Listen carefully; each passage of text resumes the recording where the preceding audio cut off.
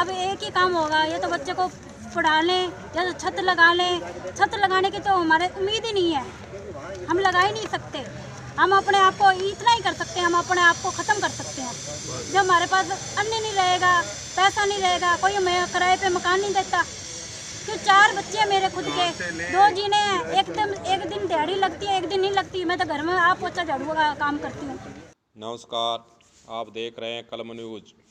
बिहारी बस्ती एवं Lohia colony Hanumangarh town के नागरिकों ने आप पार्टी के अध्यक्ष सुरेंद्र बेनीवाल के नेतृत्व में आज जिला कलेक्टर को सौंपा है ज्ञापन सौंपकर बिहारी बस्ती और लोहिया कॉलोनी के नागरिकों ने ये बताया है कि नगर परिषद हनुमानगढ़ के द्वारा हाल ही में सतीपुरा टिब्बी बाईपास के सामने बिहारी बस्ती एवं छाबड़ा हॉस्पिटल के पास लोहिया कॉलोनी में कई मकानों पर लाल निशान लगाकर उन मकानों को अतिक्रमित घोषित किया गया है।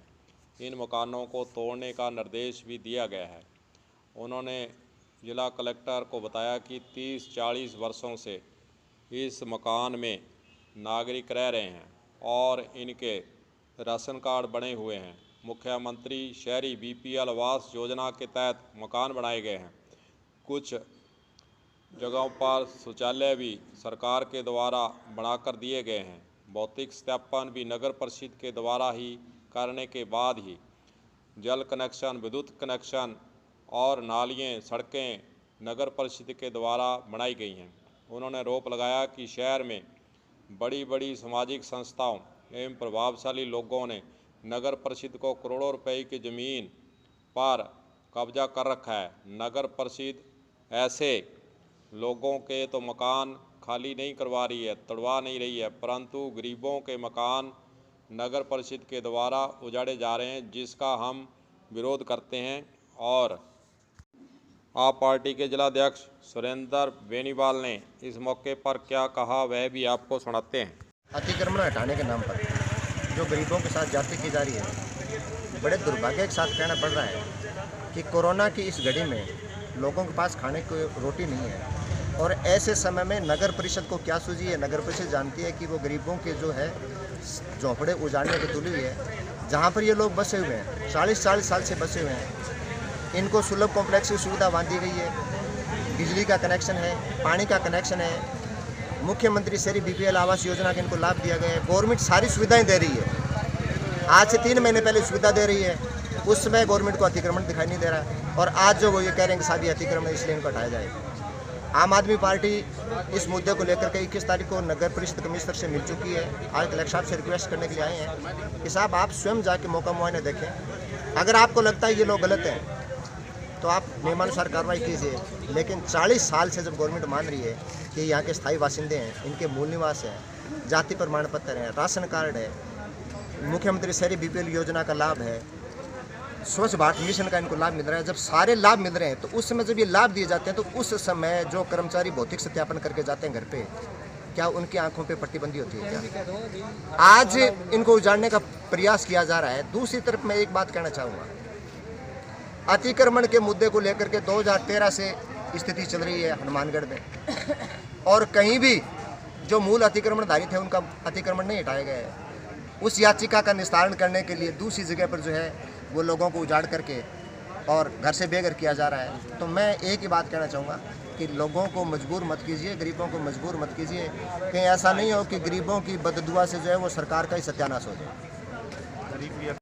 आप पार्टी के जिलाध्यक्ष सुरेंद्र बेनीवाल ने कहा कि नगर परिषद ने जब यहाँ पर शौचालय सरकार की योजनाओं के तहत बनाकर दिए हैं तो उस समय फिर भौतिक सत्यापन के दौरान क्या जय मकान अतिक्रमण में थे, तो फिर शौचालय और सरकार के द्वारा इन स्थानों पर, इन मकानों पर सुविधाएं ही क्यों दी गई हैं। जो उन्होंने सवाल खड़ा किया है नगर परिषद पर कि इस प्रकार की सुविधा फिर देने का औचित्य क्या था। इस संबंध में वहां की नागरिक महिला के द्वारा भी इस मकान तोड़ने के विरोध में क्या कहा है वह भी आपको सुनाते हैं। बैठी है प्रशासन अपने लिए अब जवान बच्चों को लेके कहाँ सड़क पे बैठेंगे। हमने एक एक रुपया इकट्ठा एक एक ईंट चुक के मकान बनाया है। हमें बिजली पानी सब कुछ दिया हुआ है, आधार कार्ड जन कार्ड सब बना हुआ है और साथ में मजदूर कार्ड भी बनाया हुआ है। अब हम सड़क में बच्चों को लेकर कैसे बैठे? बच्चों को सरकारी स्कूल में पढ़ाया हुआ है, कैसे हम उनको घरों में काम कर करके अब मकान बनाए, छत लगाए। हमारी यही प्रार्थना है कि हमारे पीछे से दीवार निकाल लो, हमारी छत मत उजाड़ो। हम अब एक ही काम होगा, या तो बच्चे को पढ़ा लें या तो छत लगा लें। छत लगाने की तो हमारे उम्मीद ही नहीं है, हम लगा ही नहीं सकते। हम अपने आप को इतना ही कर सकते हैं, हम अपने आप को ख़त्म कर सकते हैं। जब हमारे पास अन्न नहीं रहेगा, पैसा नहीं रहेगा, कोई हमें किराए पे मकान नहीं देता। तो 4 बच्चे हैं मेरे खुद के, 2 जीने हैं। एक दिन दिहाड़ी लगती है, एक दिन नहीं लगती। मैं तो घर में आप पोछा झाड़ू का काम करती हूँ। मैं इतनी दुखी हूँ, हद से ज़्यादा दुखी हूँ। आज 3-4 दिन हो गए, मेरा तो खाना ही नहीं हजम हो रहा। मैं कहा मेरे छत में मेरा छत उजड़ जाएगा, मैं बच्चों को कहाँ लेके बैठाऊंगी? जवान बच्चे को आजकल जमाना नहीं है, गलत चल रहा है। सरकार ने बेटियों को इतनी सुविधा दे रखी है, मेरे को तो सरकार ने कुछ भी सुविधा नहीं दी। मैं तो सरकार से सुविधा मांगती नहीं हूँ, मैं तो सरकार से यही प्रार्थना करती हूँ। मैं कहा मेरी छत मत उजाड़ो, जो मैं अपने बच्चों को खुआ लूँ। की नाम है ਤੁਹਾਡਾ? मीनू कश्यप। हनुमानगढ़ टाउन की महिला मीनू कश्यप ने यही अपील की है कि जिला कलेक्टर के द्वारा इन कार्यों को जो अतिक्रमण नगर परिषद के द्वारा गरीबों के आशियाने उजाड़े जा रहे हैं उसको उजाड़ने से रोका जाए। और हम गरीब बच्चों को लेकर कहाँ जाएं और किराए पर किस प्रकार रहेंगे, क्योंकि दिहाड़ी मजदूरी कोरोना काल में हमें नहीं मिल रही है। और हम गरीब बच्चों को किस प्रकार पढ़ाएंगे, किस प्रकार हम अपनी मकानों की छत को बचा पाएंगे। ये हमारे लिए दुख की घड़ी है। इसीलिए हमारे दुखी मन से हम कह रहे हैं कि हमारे जो मकान है जो नगर परिषद उजाड़ना चाहती है उसे रोका जाए।